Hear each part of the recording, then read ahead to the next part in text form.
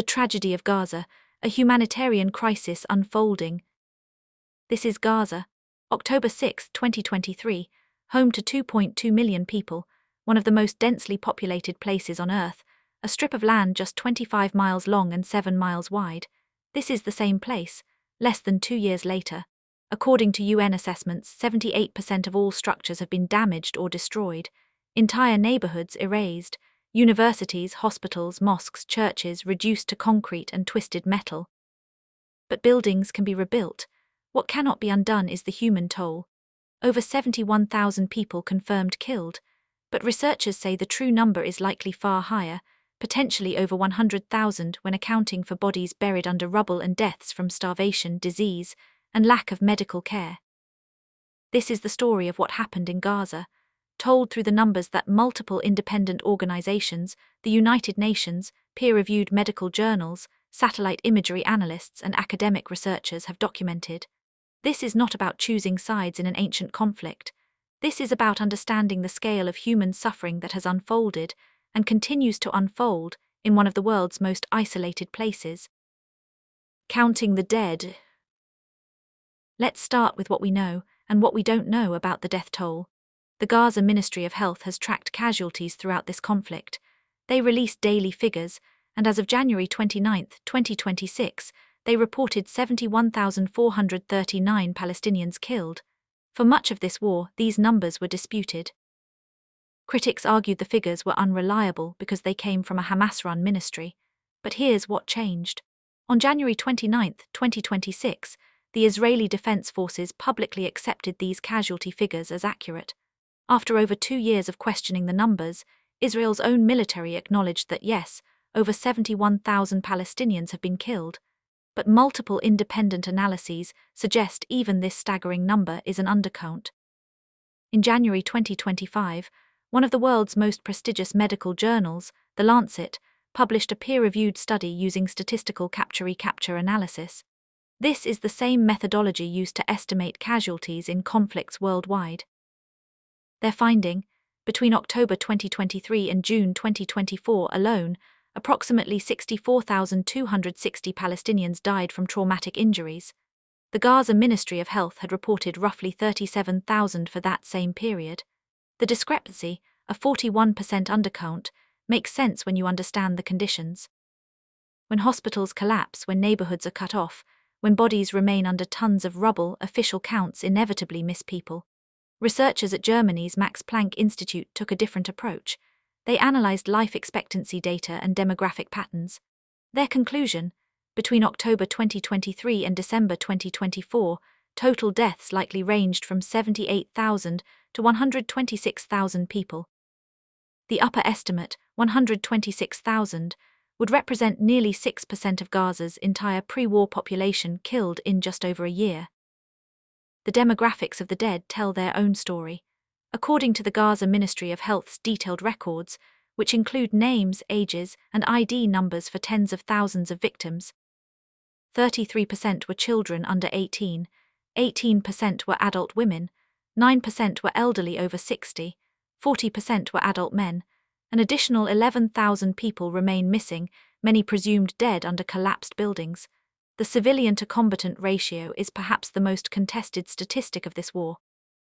Israel claims it has killed approximately 22,000 Hamas militants, suggesting a roughly 1-to-1 civilian-to-combatant ratio, which would be remarkably low for urban warfare. But leaked classified IDF data, reported by Israeli outlet Plus 972 magazine in May 2025, painted a different picture. According to their analysis of internal military records, only about 8,900 of those killed had been confirmed as militants, roughly 17% of total deaths at that time. Independent peer-reviewed analysis published in medical journals estimated an 87% civilian casualty rate. To put this in perspective, the UN considers a 90% civilian casualty rate to be the threshold for potential war crimes investigation. Most analyses place Gaza somewhere between 80–87% civilian deaths. The starvation siege. But the bombs and bullets are only part of the story. What's happening in Gaza is also a crisis of deprivation, a systematic restriction of the basic necessities of human survival.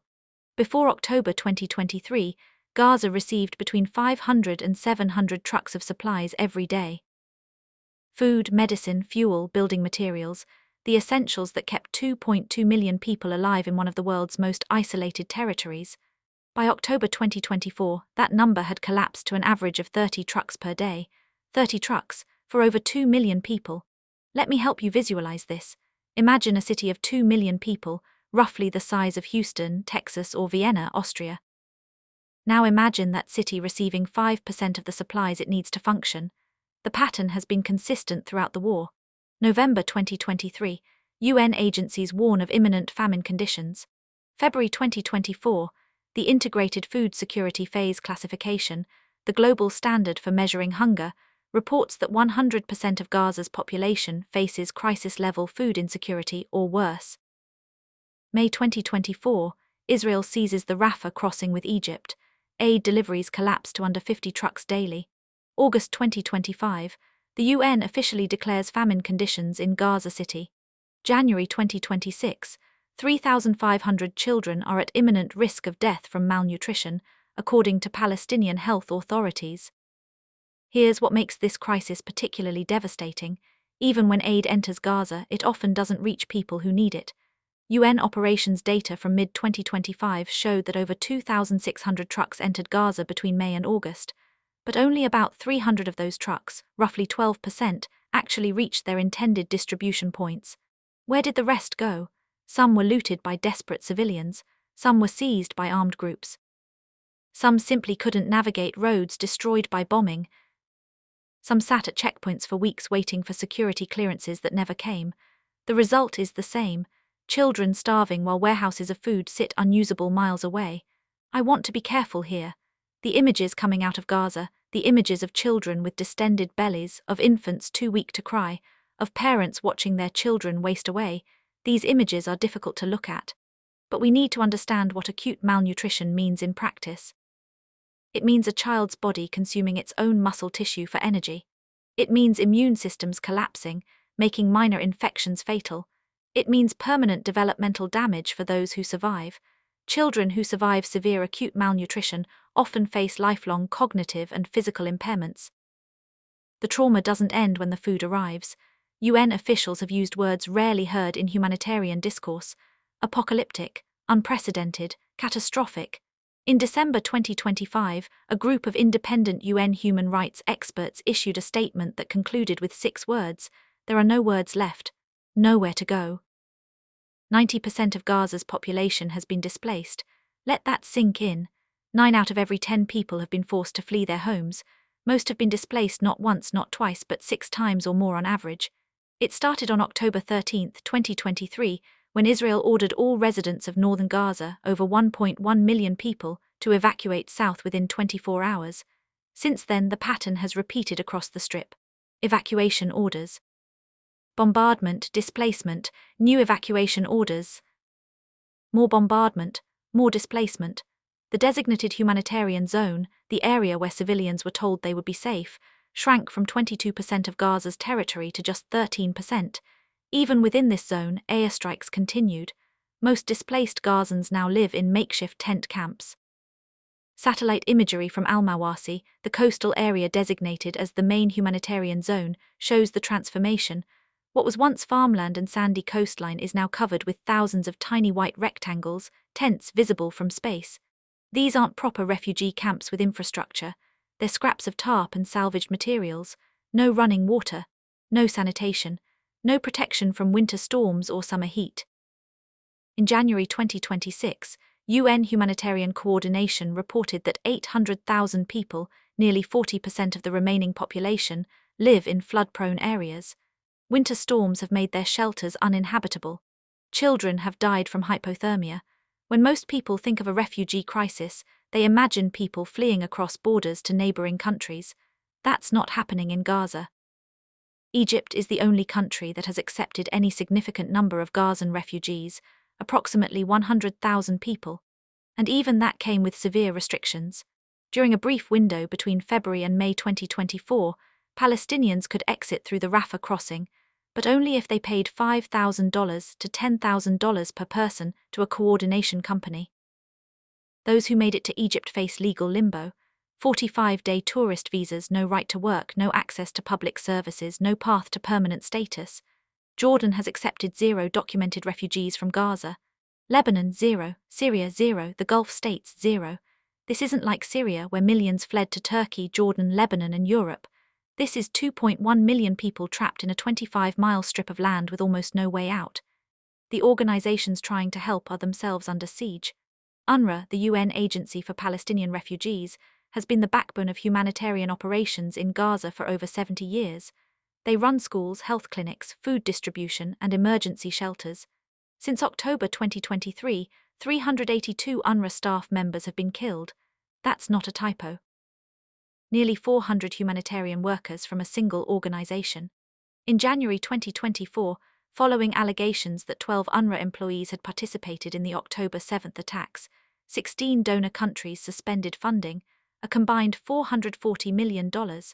Most European countries eventually restored funding after investigations, but US funding remains banned by law. Then, in October 2024, Israel passed legislation banning UNRWA from operating in Israeli-controlled territory, which includes all the crossings into Gaza. In December 2025, Israel banned 37 additional international humanitarian organizations from operating in Gaza and the West Bank. The math is simple. Fewer organizations means less aid means more death. Gaza has 2 main entry points, the Rafah crossing with Egypt and the Kerem Shalom crossing with Israel.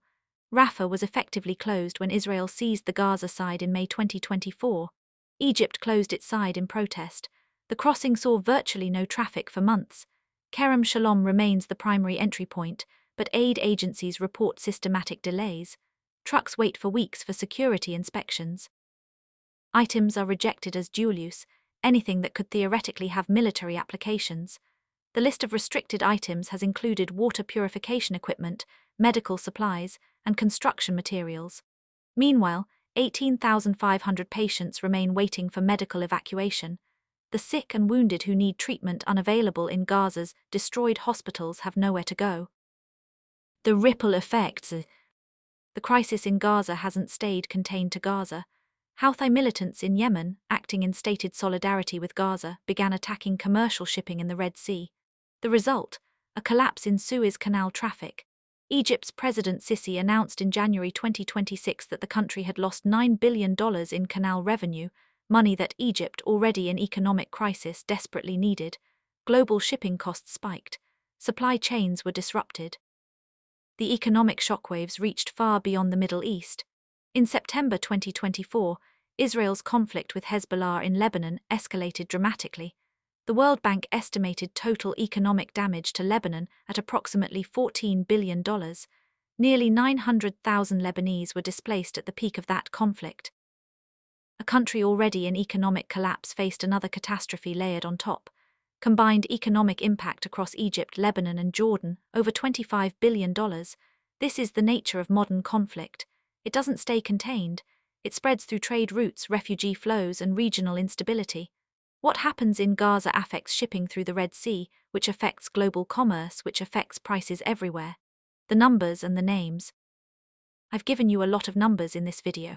71,000 confirmed dead, potentially 100,000 or more, 90% displaced, 78% of buildings damaged, $25 billion in regional economic damage. Numbers can make tragedy abstract. They're useful for understanding scale, but they can obscure the human reality underneath. Behind every one of those 71,000 confirmed deaths is a name, a family, a story.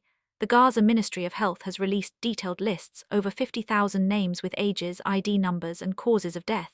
These aren't anonymous statistics. They're documented individuals whose existence and death are recorded. A third of them were children. As of January 2026, the situation remains catastrophic. Ceasefire negotiations have repeatedly collapsed. Aid remains far below what's needed. Famine conditions persist in northern Gaza. The physical destruction is so complete that experts estimate reconstruction could take decades and cost tens of billions of dollars, assuming it ever becomes possible to begin. But the deepest damage may be to the survivors, an entire generation of children traumatized.